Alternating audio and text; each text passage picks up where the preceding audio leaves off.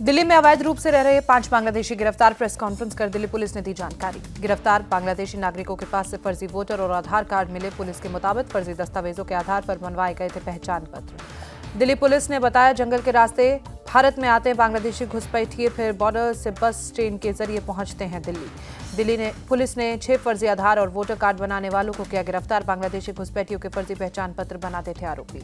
Rohingya मुसलमानों को लेकर दिल्ली सरकार के शिक्षा निदेशालय ने जारी किया आदेश। का अवैध बांग्लादेशी प्रवासियों को स्कूलों में न मिले दाखिला। दिल्ली शिक्षा निदेशालय ने कहा, एडमिशन के दौरान सभी दस्तावेज ठीक से जांचें। अगर नागरिकता पर संदेह तो पुलिस अधिकारियों को बताएं। अवैध घुसपैठियों के खिलाफ दिल्ली पुलिस का अभियान। दिल्ली में अवैध बांग्लादेशी प्रवासियों की पहचान करने में जुटे पुलिस।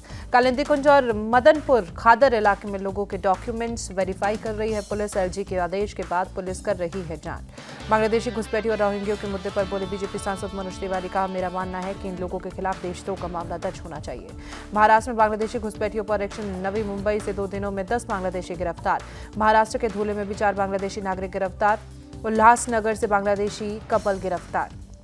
अंबेडकर विवाद को लेकर कांग्रेस का देश भर में विरोध प्रदर्शन। प्रदर्शनकारियों ने की गृह मंत्री अमित शाह के इस्तीफे की मांग। बाबा साहेब पर अमित शाह के बयान से लेकर बीएसपी भी सड़क पर उतरी। बीजेपी और अमित शाह के खिलाफ प्रदर्शन। चंडीगढ़ नगर निगम की बैठक में जमकर हंगामा। पार्षदों के बीच हाथापाई।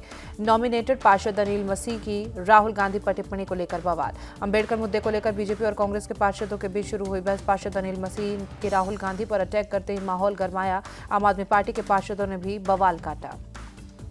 दिल्ली के लिए कांग्रेस के 27 और उम्मीदवार तय। कांग्रेस चुनाव समिति की बैठक में नाम पर मुहर लगी। 21 कैंडिडेट्स की लिस्ट पहले ही जारी कर चुकी है कांग्रेस। सूत्रों के मुताबिक कालकाजी सीट से अलका लांबा को उतारेगी कांग्रेस। मुख्यमंत्री आतिशी को देंगी चुनौती। सीमापुरी से राजेश लिलोठिया का नाम लगभग तय। दिल्ली के सब्जी मंडी पहुंचे राहुल गांधी। सब्जी विक्रेताओं और खरीदारों से बातचीत की। बढ़ती महंगाई को लेकर लोगों की राय जानी। सब्जी मंडी के दौरे के बाद राहुल ने ट्विटर पर लिखा, लहसुन कभी 40 था, आज 400 का है। बढ़ती महंगाई ने आम आदमी की रसोई का बजट बिगाड़ा। सरकार कुंभकर्ण की नींद सो रही है।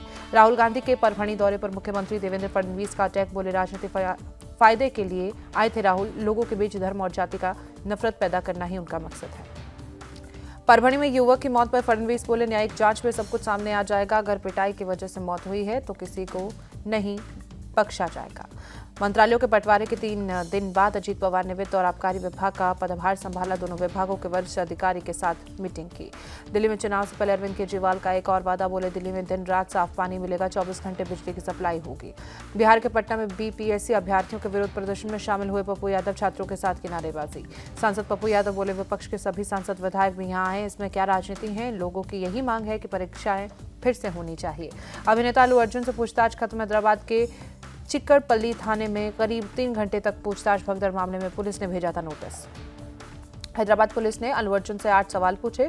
सूत्रों के मुताबिक अभिनेता ने सभी सवालों का जवाब दिया। अल्लू अर्जुन को पूछताछ के बाद संध्या थिएटर में भगदड़ वाली जगह भी ले जाया जा सकता है। कल मिले नोटिस में संकेत। सुपरस्टार अल्लू अर्जुन के घर पर हुई तोड़फोड़ के बाद एक्शन में हैदराबाद पुलिस। अल्लू अर्जुन के घर की बढ़ाई गई सुरक्षा। अल्लू अर्जुन के घर पर हुए हमले के बाद सियासतेज बीआरएस ने हमलावरों पर सीएम रेवंत रेड्डी के करीबी होने का आरोप लगाया। बीआरएस के आरोप के बाद कांग्रेस के नेताओं ने बीआरएस नेता टी रामाराव के साथ आरोपी रेड्डी श्रीनिवास का फोटो शेयर किया। फोटो में रेड्डी श्रीनिवास के बीआरएस का गमछा डाल रखा था। बीजेपी नेता शहजाद पूनावाला कहा, कांग्रेस पार्टी की तेलंगाना सरकार आपातकालीन मानसिकता से काम कर रही है। पत्थर फेंकने वाला शख्स सीएम रेवंत रेड्डी के करीब। सूत्रों के मुताबिक तेलंगाना के सीएम रेवंत रेड्डी ने अल्लू अर्जुन को सुलह के लिए प्रस्ताव भेजा। पीड़ित परिवार की आजीवन मदद के लिए बनाई जाए शीत तेजा ट्रस्ट। ब्रेन डैमेज को शिकार श्री तेजा के लिए 2 करोड़ के कोपस से ट्रस्ट की होगी स्थापना। अल्लू अर्जुन को ट्रस्ट में देना होगा 1 करोड़ का दान। श्री तेजा ट्रस्ट के लिए फिल्म के डायरेक्टर सुकुमार और प्रोड्यूसर मैत्री मूवीज 50-50 लाख रुपए देंगे। ब्याज के पैसे से होगी परिवार की मदद। संबल में शिव मंदिर में पूजा करने पहुंचे श्रद्धालु। पूजा कर हनुमान जी का भी आशीर्वाद दिया। संबल के लाडम सराय में प्राचीन बावरी की खुदाई का दूसरे समुदाय ने विरोध किया। मौके पर पहुंची पुलिस। कड़ी सुरक्षा के बीच खुदाई का काम जारी। संबल में आज चौथे दिन भी रानी की बावरी की खुदाई। डीएम ने बावरी से अतिक्रमण हटाने के आदेश दिए। रानी की बावरी की 6 से 7 फीट गहरी और 30 फीट लंबी खुदाई हुई। पूरी 2 जेसीबी मशीन और 30 मजदूर खुदाई के काम में जुटे। रानी की बावरी की खुदाई को लेकर बोले सपा सांसद अवधेश प्रसाद का, संबल पूरे देश को भाईचारे का संदेश देता है। बीजेपी ने इस भाईचारे को मिटाने की कोशिश की। संबल के डीएम राजेंद्र पेंसिया के मुताबिक बावड़ी का मौजूदा एरिया 201 वर्ग मीटर है और ये करीब 125-150 साल पुरानी है।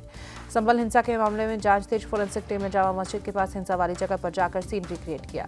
गाजियाबाद के आबिदपुर गांव में 100 साल पुराने शिवलिंग के मिलने का दावा। विश्व हिंदू परिषद का आरोप, कब्रिस्तान की चार दीवारी में शिवलिंग को कैद करने की हो रही है साजिश। विश्व हिंदू परिषद की मांग, भक्तों के शिवलिंग तक आने के लिए बनाया जाए रास्ता। लोगों ने शिवलिंग का मंत्रोच्चार के साथ जलाभिषेक किया। मंदिर मस्जिद पर आरएसएस प्रमुख मोहन भागवत के बयान पर जगत गुरु राम भद्राचार्य ने जताई नाराजगी। कहा, मोहन भागवत तुष्टीकरण से प्रभावित हो गए हैं, ये उनकी निजी राय है। जगत गुरु राम भद्राचार्य ने मोहन भागवत के बयान को दुर्भाग्यपूर्ण बताया। कहा, हिंदुत्व के आधार पर ही संघ बना है। जहां हमारे मंदिर के अवशेष मिल रहे हैं वहां हम लेंगे, जहां नहीं मिलेंगे वहां नहीं लेंगे। जगत गुरु राम भद्राचार्य ने कहा, मोहन भागवत संघ के सरसंघचालक हैं, हमारे नहीं है। वो संभल में हुई हिंसा और हिंदुओं के खिलाफ जारी अत्याचार के बारे में तो कुछ नहीं कह रहे हैं।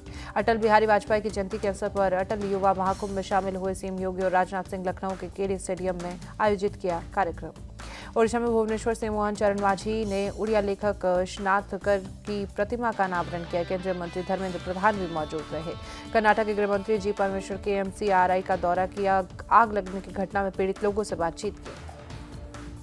बजट से पहले प्रधानमंत्री नरेंद्र मोदी ने की नीति आयोग की बैठक। वित्त मंत्री निर्मला सीतारमण भी मौजूद रही। एक देश एक चुनाव को लेकर 8 जनवरी को होगी जेपीसी की पहली बैठक। सूत्रों के हवाले से खबर, जेपीसी में 27 लोकसभा और 12 राज्यसभा सांसद शामिल। शीतकालीन सत्र में एक देश एक चुनाव को लेकर बिल पेश किया जाएगा, जिसे चर्चा के लिए जेपीसी के पास भेजा गया है। दाऊद के भाई इकबाल कास्कर पर मनी लॉन्ड्रिंग केस में ईडी की कार्रवाई। मुंबई में इकबाल कास्कर की प्रॉपर्टी अटैच की। नोपोपिस टावर में कास्कर के कुछ फ्लैट्स अटैच। राहुल गांधी ने बीजेपी सरकार पर ट्वीट कर साधा निशाना। लिखा, बढ़ती महंगाई ने बिगाड़ा आम आदमी पार्टी की रसोई का बजट। कुंभकर्ण की नींद सो रही है सरकार। राहुल गांधी पर बोले केंद्रीय मंत्री अर्जुन राम मेघवाल। कहा, राहुल अपने हर बयान में बाबा साहेब के बीच में ले आते हैं। बाबा साहेब का जितना अपमान कांग्रेस ने किया उतना किसी पार्टी ने नहीं किया। महाराष्ट्र में कांग्रेस व्यवस्था पर बोले संजय राउत। कहा, महाराष्ट्र में कानून व्यवस्था दिन प्रतिदिन गंभीर हो रही है। सरकार बनी लेकिन काम नहीं हो पाया। जमीन के बदले नौकरी से जुड़े मनी लॉन्ड्रिंग मामले में दिल्ली के राउस एवेन्यू कोर्ट में सुनवाई टली। अब 17 जनवरी को होगी सुनवाई। ईडी ने लालू यादव के परिवार को बनाया आरोपी। बिहार के सीएम नीतीश कुमार की प्रगति यात्रा के दूसरे चरण की शुरुआत अगले 4 जनवरी से गोपालगंज से होगी। दिल्ली के सीरमपुर में हत्या का आरोपी गिरफ्तार। मुठभेड़ में गोली लगने के बाद पुलिस ने तालिब को पकड़ा। 14 अक्टूबर को राजकिशोर नाम के शख्स की हत्या की थी। लखनऊ बैंक लूटकांड मामले में यूपी पुलिस की बड़ी कामयाबी। पुलिस ने लखनऊ और गाजीपुर में 2 लुटेरों को मार गिराया। पुलिस और लुटेरों के बीच आज पहला एनकाउंटर लखनऊ में हुआ, जहां 25,000 का इनामी बदमाश सोबिन कुमार गोली लगने से घायल हो गया। सोबिन की इलाज के दौरान अस्पताल में मौत। सोबिन का एक साथी अंधेरे का फायदा उठाकर मौके से फरार। राजस्थान के कोटपुतली में 3.5 साल की बच्ची बोरवेल में गिरी। मौके पर चलाया जा रहा है रेस्क्यू अभियान। प्रशासन और मेडिकल टीम मौके पर मौजूद। करीब 150 फुट गहरी बताई जा रही है बोरवेल। दिल्ली में ठंड के चलते रैन बसेरे में लोगों ने शरण ली। लोधी रोड स्थित रैन बसेरे में पहुंचे लोग। दिल्ली के कई इलाकों में शीतलहर का जारी। आईएमडी के अनुसार न्यूनतम तापमान 7 डिग्री सेल्सियस तक पहुंचा। दिल्ली के कर्तव्य पथ पर धुंध दिखाई दी, विजिबिलिटी कम हुई। दिल्ली के आनंद विहार में शीतलहर जारी, तापमान में गिरावट, ठंड बढ़ी। यूपी के नोएडा में कोहरे की मार, तापमान में गिरावट आई। यूपी के गाजियाबाद में ठंड से बचने के लिए लोगों ने अलाव का सहारा लिया। शीतलहर के चलते लोग परेशान। यूपी के प्रयागराज में कोहरा छाया, शहर को कई इलाकों में विजिबिलिटी कम हुई, यातायात प्रभावित। यूपी के अयोध्या में छाई धुंध की चादर, तापमान में गिरावट दर्ज। यूपी के आगरा में कोहरे की चादर में लिपटा ताजमहल, तापमान में आई गिरावट के चलते बढ़ी ठंड। यूपी के अलीगढ़ में दिखी कोहरे की हल्की परत, विजिबिलिटी के चलते धीमी हुई गाड़ियों की रफ्तार। महाराष्ट्र के नासिक में कई छाई कोहरे की हल्की परत, तापमान में गिरावट के साथ शीतलहर जारी। शिमला में बर्फ के खेलते नजर आए बच्चे, पहाड़ी इलाकों में ताजा बर्फबारी देख खुश हुए सैलानी। जम्मू कश्मीर में फ्रीजिंग पॉइंट से भी नीचे पहुंचा तापमान। पीर पंजाल इलाके में ठंड के चलते जमे झरने। कश्मीर घाटी में शीतलहर के चलते 6 डिग्री सेल्सियस तक पहुंचा तापमान। ठंड के चलते डल झील की सतह पर जमी बर्फ। हिमाचल प्रदेश में भारी बर्फबारी की वजह से सोलंग नाला और अटल टनल के बीच फंसी करीब 1000 गाड़ियां काफी देर तक ट्रैफिक जाम में फंसे रहे सैलानी। रात भर चले रेस्क्यू ऑपरेशन के बाद निकाली जा सकी गाड़ियां। लाहौल स्पीति और मनाली पुलिस ने सख्त और शीशे की तरह बन गए बर्फ पर मिट्टी डालकर गाड़ियों को निकाला। प्रयागराज में महाकुंभ 2025 की तैयारियां थी। 13 जनवरी से 26 फरवरी 2025 को होगा आयोजन। उज्जैन के श्री महाकालेश्वर मंदिर पहुंचे अभिनेता वरुण धवन। मंदिर में पूजा अर्चना कर आशीर्वाद लिया। क्रिसमस से पहले रंग बिरंगी रोशनी से जगमगाया रांची शहर में। जगह जगह कई शानदार लाइटें लगाई गई। मेलबर्न टेस्ट से पहले टीम इंडिया में बड़ा बदलाव। हाल ही में संन्यास ले चुके रविचंद्रन अश्विन की जगह तनुष कौटिन्य बाकी 2 टेस्ट मैचों के लिए भारतीय टीम में शामिल। प्रो कबड्डी लीग में लीग चरण के आखिरी मुकाबले में दबंग दिल्ली ने गुजरात जायंट्स को हराया। 45-31 से हराकर सेमीफाइनल में बनाई जगह।